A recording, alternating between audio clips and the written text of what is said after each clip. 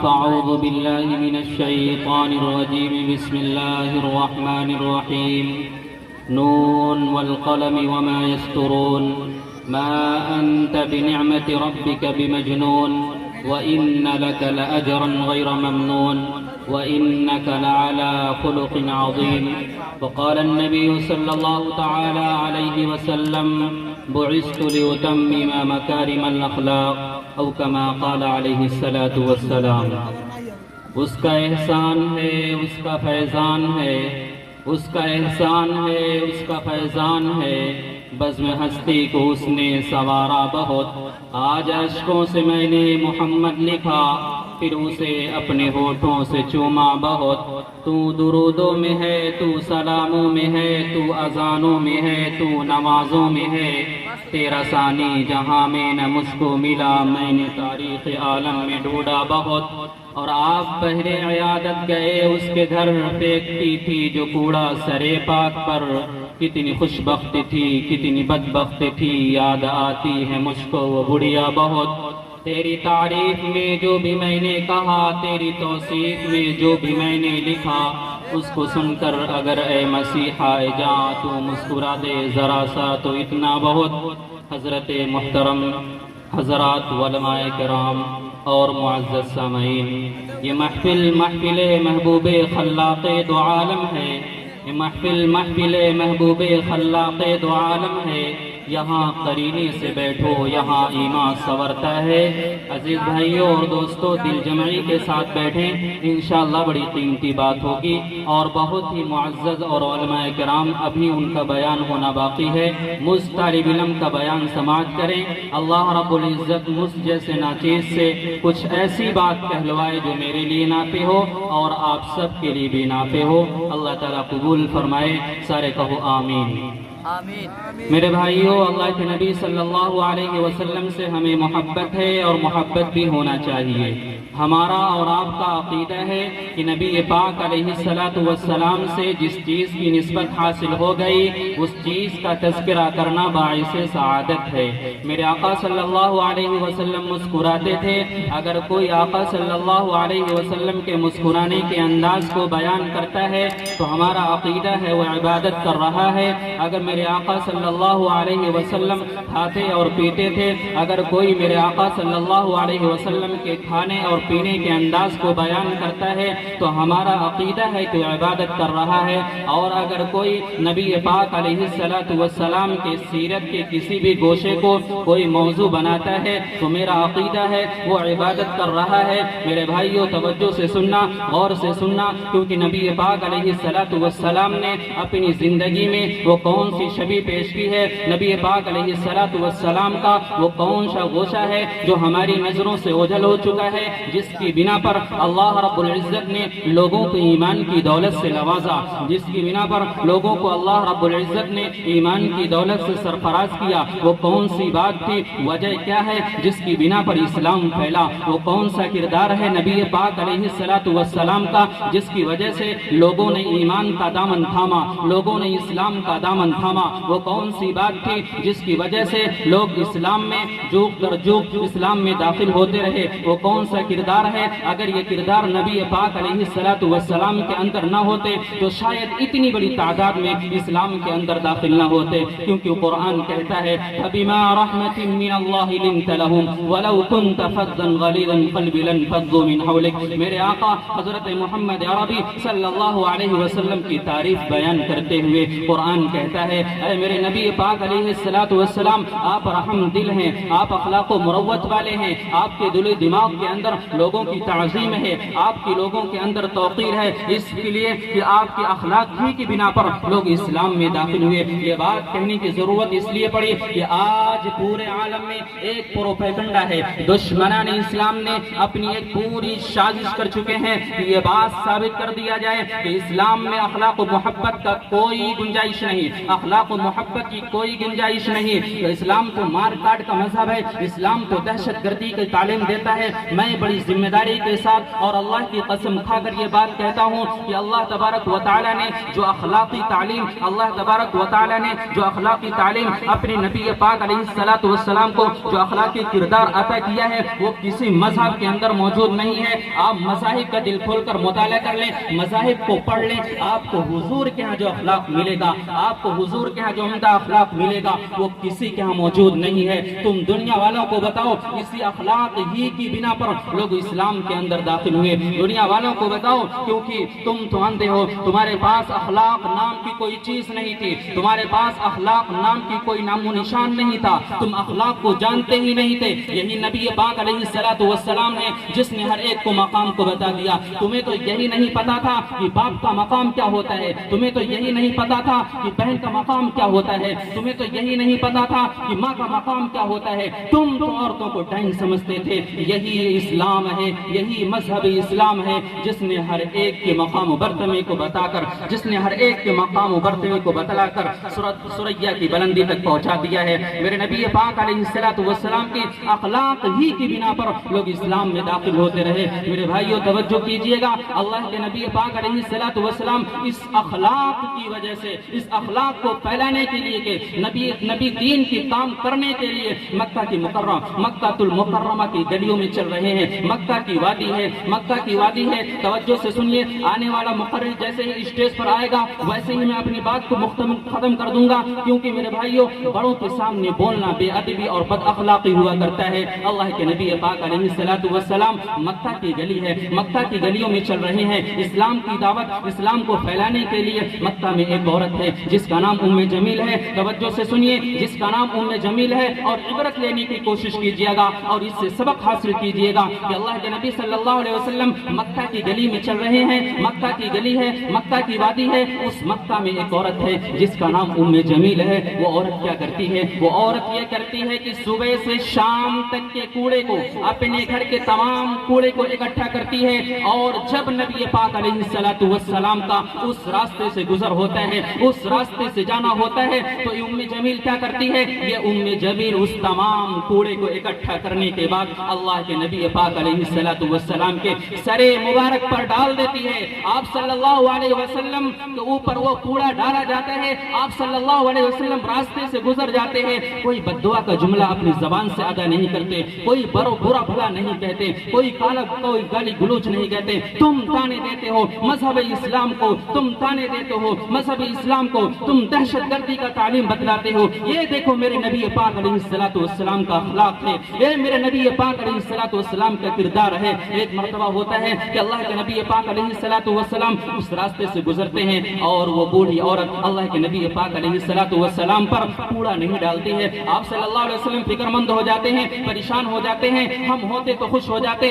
ہم ہوتے مگن ہو جاتے, ہم ہوتے خوشی میں جھومنے لگتے. لیکن قربان جائیے وہ جناب محمد عربی صلی اللہ علیہ وسلم پر جو رحمت للعالمین بن کر آیا ہو. اللہ تبارک و تعالی نے اپنے لیے فرمایا الحمدللہ رب العالمین, اور جب محمد کو بھیجا تو فرمایا وما ارسلناک الا رحمت للعالمین. خنجر لگے کسی پر تو تڑپتے ہیں ہم امیر, سارے جہاں کا درد ہمارے جگر میں ہے. جو وہ نبی ہے جس نبی کے سر پاک پر کوڑا ڈالا جاتا ہے, آپ صلی اللہ علیہ وسلم کچھ نہیں کہتے, کوئی بددعا کا جملہ اپنی زبان سے ادا نہیں کرتے, کوئی برا بھلا نہیں کرتے. آپ صلی اللہ علیہ وسلم اپنے جسم کو, اپنے دامن کو جھاڑتے اور چلے جاتے. آپ صلی اللہ علیہ وسلم کے اوپر کوڑا نہیں ڈالا جاتا ہے. آپ صلی اللہ علیہ وسلم فکر مند ہو جاتے ہیں, پریشان ہو جاتے ہیں. آپ صلی اللہ علیہ وسلم آتے ہیں, اپنے صحابہ کرام کے درمیان موجود ہوتے ہیں. آپ کہتے ہیں اے میرے صحابہ, اے میرے جانثار صحابہ, تو مجھے یہ بتاؤ وہ بوڑھی عورت جو میرے اوپر کوڑا ڈالا کرتی تھی, آج اس نے میرے اوپر کوڑا کیوں نہیں ڈالا؟ کیا تمہیں کوئی پتا ہے؟ کیا تم میں سے کوئی جانتا ہے؟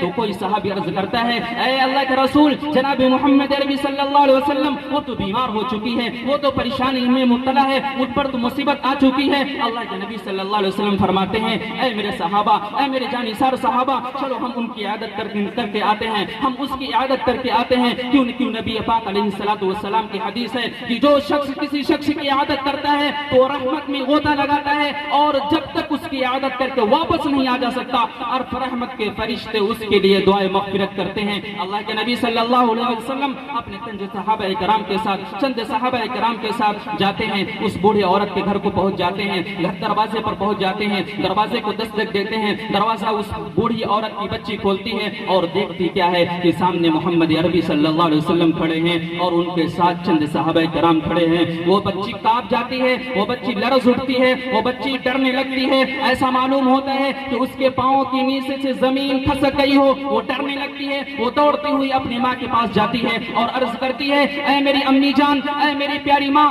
تم جس شخص کے اوپر تم محمد صلی اللہ علیہ وسلم کے اس پر کوڑا ڈالا کرتی تھی، ان کے سر کے اوپر کوڑا ڈالا کرتی تھی، آج میرے محمد صلی اللہ علیہ وسلم دروازے پر آ چکے ہیں اور اپنے ساتھیوں کے ساتھ آئے ہوئے ہیں، اپنے چند صحابہ کرام کے ساتھ آئے ہوئے ہیں۔ آج محمد صلی اللہ علیہ وسلم نے جب دیکھا کہ سارا مکہ خالی ہے تو بدلہ لینے کے لیے ہمارے دروازے پر آ چکے ہیں۔ اے میری ماں، آج بڑا غضب ہو گیا، اے میری ماں، آج تو محمد صلی اللہ علیہ وسلم بغیر بدلہ لیے ہوئے نہیں جا سکتے۔ اللہ کے نبی صلی اللہ علیہ وسلم اندر کو داخل ہوتے ہیں، اللہ کے نبی صلی اللہ علیہ وسلم دروازے سے انٹر ہوتے ہیں، داخل ہوتے ہیں اور پہنچتے ہیں اس بوڑھی ماں کے اندر، اس بوڑھی ماں کے پاس، اور بوڑھی عورت ابھی تصور کر رہی ہوتی ہے، ابھی سوچ ہی رہی ہوتی ہے، اور بوڑھی عورت کہتی ہے، ابھی محمد صلی اللہ علیہ وسلم ہم پر بفر جائیں گے، ابھی نبی محمد صلی اللہ علیہ وسلم تلوار سے ہمارے گردن کو تن سے جدا کر دیں گے، ابھی محمد صلی اللہ علیہ وسلم گالی گلوچ دینا شروع کر دیں گے۔ لیکن قربان جائیے، کسی شاعر نے کہا ہے، میں اس جہاں میں قہر و غضب بن کر نہیں آیا، میں آیا ہوں جہاں میں رحمت للعالمین بن کر۔ تم تانے دیتے ہو محمد صلی اللہ علیہ وسلم کے اخلاق کو، جس طرح ہمارے اخلاق، جس طرح ہمارے نبی پاک علیہ الصلوۃ والسلام کا اخلاق ہے، وہ کسی کا اخلاق نہیں ہو سکتا۔ میرے بھائیو توجہ سے سنیے، اور میری ماں اور بہنیں جو میری آواز کو سن رہی ہیں، ان سے بھی میں اپیل کروں گا کہ اس واقعے کو غور سے سنیں۔ اللہ کے نبی صلی اللہ علیہ وسلم اس بوڑھی ماں کے پاس جاتے ہیں اور عرض کرتے ہیں، اے میری امی جان، میں نے سنا ہے کہ تو بیمار ہے، اے میری امی جان، میں نے سنا ہے کہ تو مصیبتوں میں پریشان ہے، میں تیری عیادت کے لیے آیا ہے، میں تیری مجاز پرسی کے لیے آیا ہوں۔ اے میری ماں، اگر تیری کوئی خدمت کرنی ہو، اگر تیرا کوئی کام کرنا ہو تو یہ محمد تیرا غلام بندہ حاضر ہے۔ اے میری ماں، تجھے کوئی کام ہو تو بتائیے، تیرا محمد غلام تیرا کام کرنے کے لیے حاضر ہے۔ قربان جائیے اللہ کے نبی پاک علیہ الصلوۃ والسلام پر کہ ان سب کے ہونے کے باوجود کس طرح اپنا اخلاق پیش کیا، کس طرح اپنا کردار پیش کیا۔ تم تانے دیتے ہو کہ یہ اسلام تلوار کے زور سے پھیلا ہے،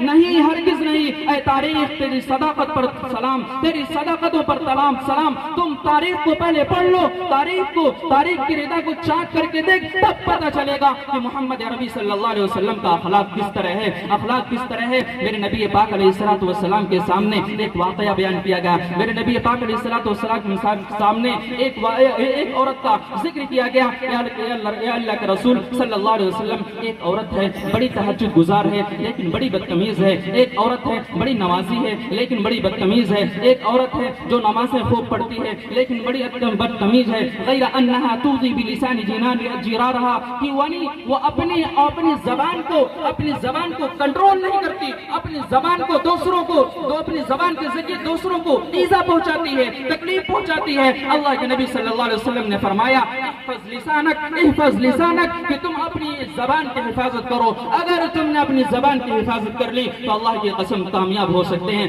ہم بھی کامیاب ہو سکتے ہیں، سارے لوگ کامیاب ہو سکتے ہیں۔ اللہ کے نبی صلی اللہ علیہ وسلم کے سامنے جو واقعہ بیان کیا گیا، اللہ کے نبی صلی اللہ علیہ وسلم، ایک عورت ہے بڑی تہجد گزار ہے، ایک عورت ہے بڑی نمازی ہے، ایک عورت ہے بڑی نوافل پڑھتی ہے، لیکن اس کی زبان سے کوئی شخص محفوظ نہیں رکھتا، اس کی زبان سے کوئی شخص محفوظ نہیں رکھتا۔ اللہ کے نبی صلی اللہ علیہ وسلم نے فرمایا، اس کے اخلاقی کریکٹر ہونے کی وجہ سے، اس کے اخلاقی برترین اخلاق ہونے کی وجہ سے کیا فرمایا، الا وہی فی النار، الا وہی فی النار، وہ جہنمی ہے، وہ جہنمی ہے، وہ جہنمی ہے۔ جنت تو ملتی ہے اعلی اخلاق سے، جنت تو ملتی ہے اعلی کردار سے، جنت تو ملتی ہے اعلی کریکٹر سے، جنت تو ملتی ہے اعلی اخلاق سے۔ جنت تو نمازی تو ہے لیکن تہجد گزار نہیں، نمازی تو ہے تہجد گزار بھی ہے لیکن بدتمیز ہے۔ اس وجہ سے اللہ کے نبی پاک علیہ الصلوۃ والسلام نے فرمایا کہ اخلاق ہونے کے ساتھ ساتھ، نماز پڑھنے کے ساتھ ساتھ اپنے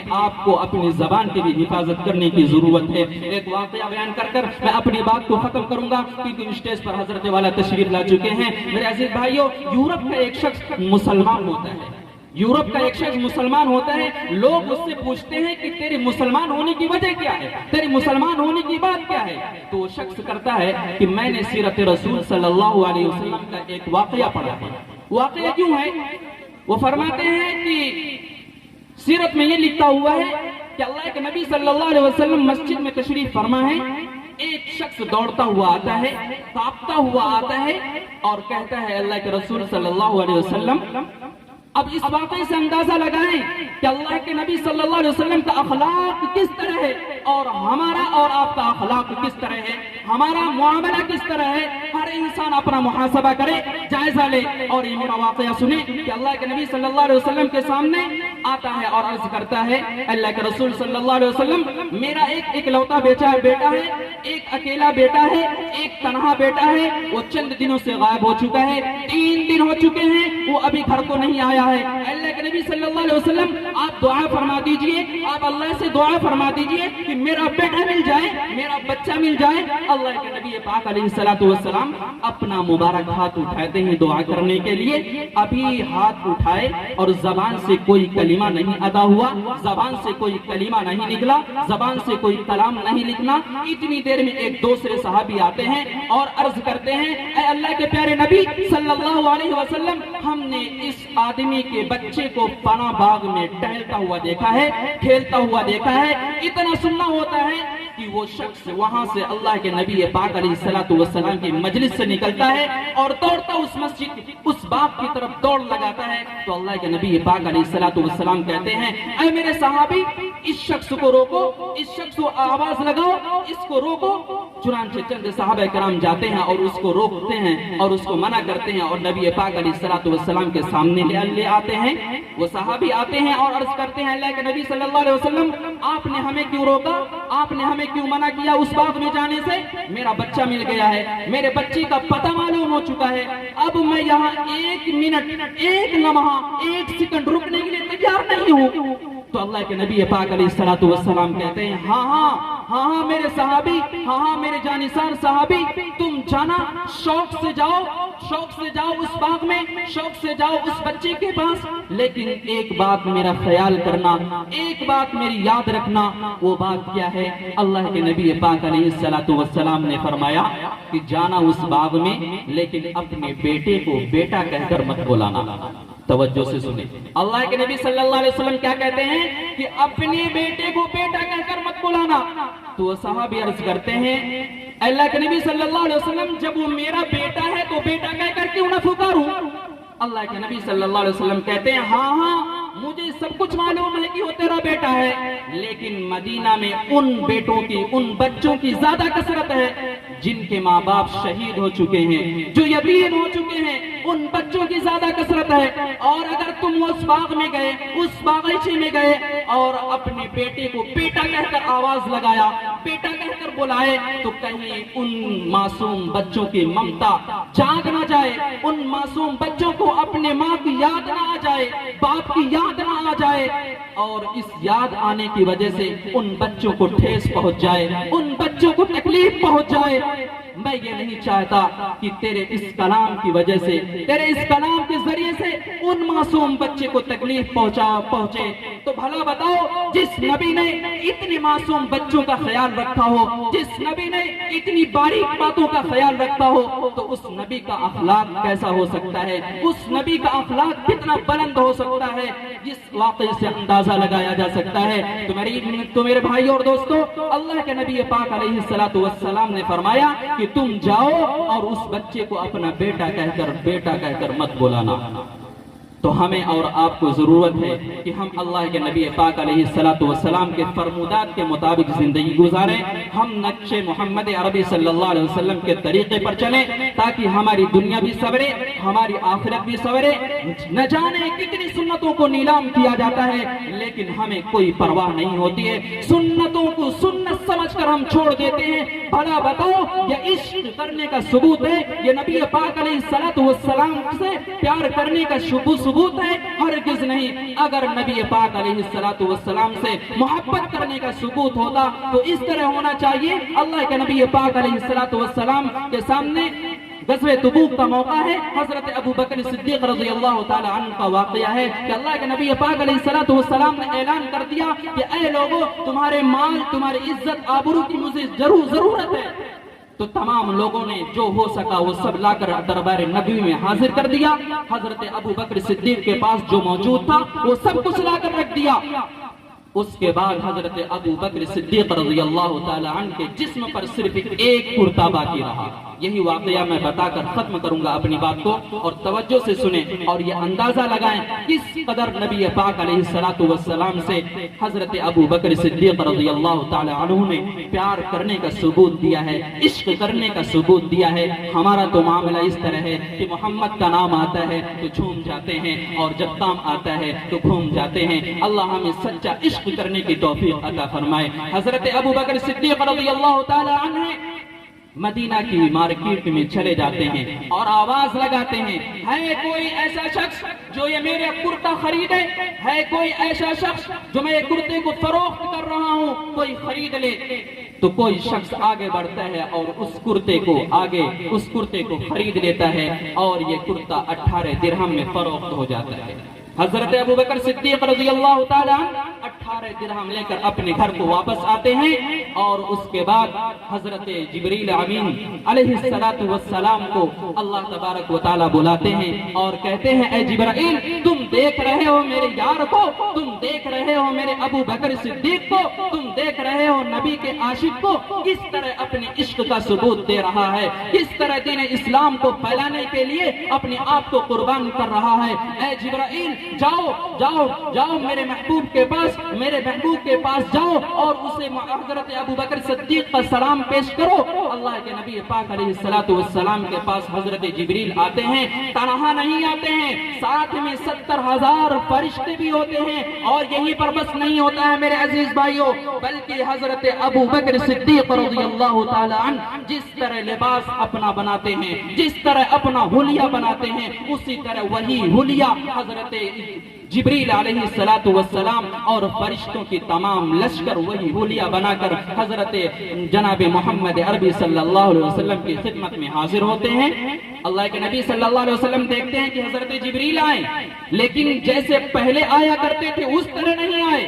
یعنی کہ اے جبرائیل تمہارا امامہ کہاں گیا, تمہارا جبہ کہاں گیا, آج کیوں اس طرح آئے ہو, آج کیا وجہ ہے, کیا بات ہے؟ تو حضرت جبریل نے فرمایا, اے اللہ کے نبی صلی اللہ علیہ وسلم آپ کو کچھ معلوم ہے, آپ کو کچھ خبر ہے, آپ کو کچھ پتا ہے, تیرے یار نے, تیرے دیوانے نے, تیرے ابو بکر صدیق نے تجھ سے عشق کرنے کا اس طرح ثبوت دیا ہے, تجھ سے پیار کرنے کا, تجھ سے محبت کرنے کا اس طرح ثبوت دیا ہے کہ اللہ تبارک و تعالیٰ کو اس کی ادا پسند آ گئی ہے. اس لیے اللہ تبارک و تعالیٰ نے مجھے وہی لباس پہننے کا حکم دیا ہے, اور ان تمام فرشتوں کو بھی وہی لباس پہننے کا حکم دیا ہے. حضرت جبریل علیہ السلام اور تمام فرشتوں کی جماعت ٹاٹ کا لباس پہنے ہوئے تھے, اور اللہ کے نبی صلی اللہ علیہ وسلم کے دربار میں حاضر ہوئے اور کہا کہ اللہ نے حضرت ابو بکر صدیق کو سلام کہا ہے, اور حضرت ابو بکر صدیق کو سلام کہا ہے.